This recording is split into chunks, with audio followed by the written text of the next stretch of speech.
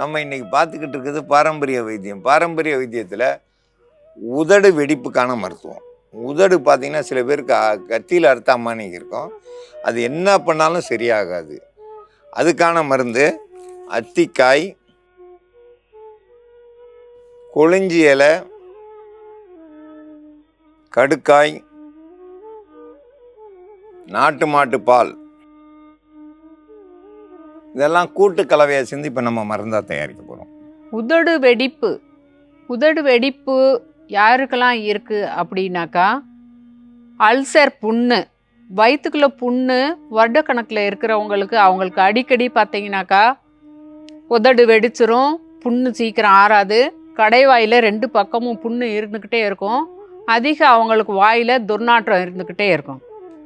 நேரத்துக்கு அவங்க சாப்பிடணும். அல்சருக்கு வருடக்கணக்கில் விட்டுக்கிட்டே இருந்தீங்கன்னாக்கா அது புற்றுநோயாக மாறுறதுக்கு வாய்ப்புகள் இருக்குது.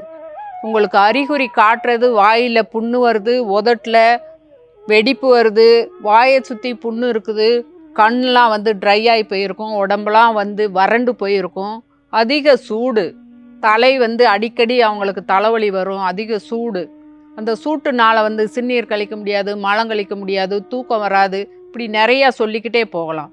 உள்ள உறுப்புகள் கெட்டு போய் இருக்கிறது நம்மளுக்கு அறிகுறி தெரியப்படுத்துறது தான் அந்த வாய்ப்புண், உதடு வெடிப்பு எல்லாமே. உதடு வெடிப்பு சரியாகிறதுக்கான மருந்து தயாரிக்கும் முறையை பற்றி நாம் இப்போ பார்க்கலாம். நாட்டு மாட்டு பால் எடுத்துக்கிறணும். பச்சையாக இருந்தாக்கா ரொம்பவும் சிறந்தது.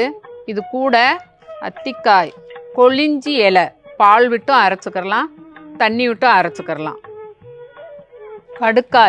கடுக்காய் பொடியாக வச்சுருக்குறோம். நம்ம ஒரு 3 சிட்டிகை அளவுக்கு கூட சேர்த்துக்கிறோம். இப்போ இது கூட பால் சேர்த்துக்கலாம்.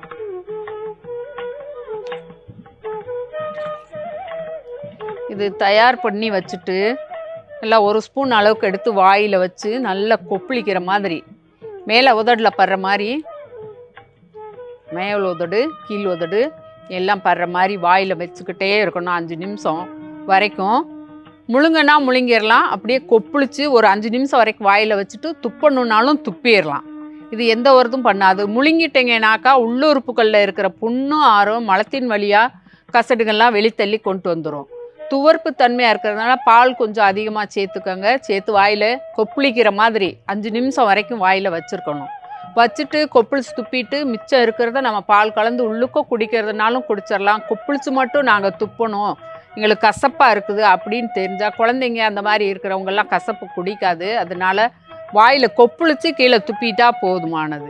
அப்படி ஒரு வாரத்தில் 1 நாள் விட்டு 1 நாள், ஒரு 3 நாளைக்கு அவங்க கொப்பளிச்சிட்டாங்கனாக்கா அந்த உதடு வெடிப்புகள், புண்ணு நாள் கணக்கில் இருக்கிறது, வருட கணக்கில் இருக்கிற புண்ணுங்கள்லாம் மாதக்கணக்கில் துர்நாற்றம் வீசிட்டு இருக்கிறது எல்லாமே உதடு வெடிப்பு சரியாயிரும்.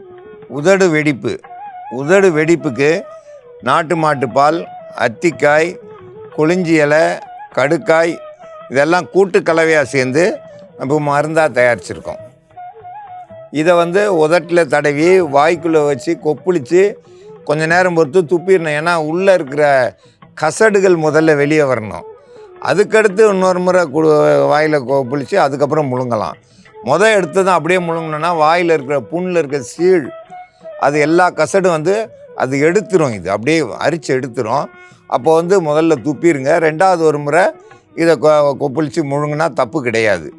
இது உள்ளுக்கு முழுங்கினா எந்த தவறும் பண்ணாது. உதட்டு மேலே இருக்க அந்த வெடிப்புகள் ரொம்ப சீக்கிரம் சரியாகும். உதடு வெடிப்பு சரியாகிறதுக்கு இது ஒரு சிறந்த மருந்து. இந்த மருந்தை பயன்படுத்தி பயன்பெற வேண்டும் என்று கேட்டுக்கொள்கிறேன்.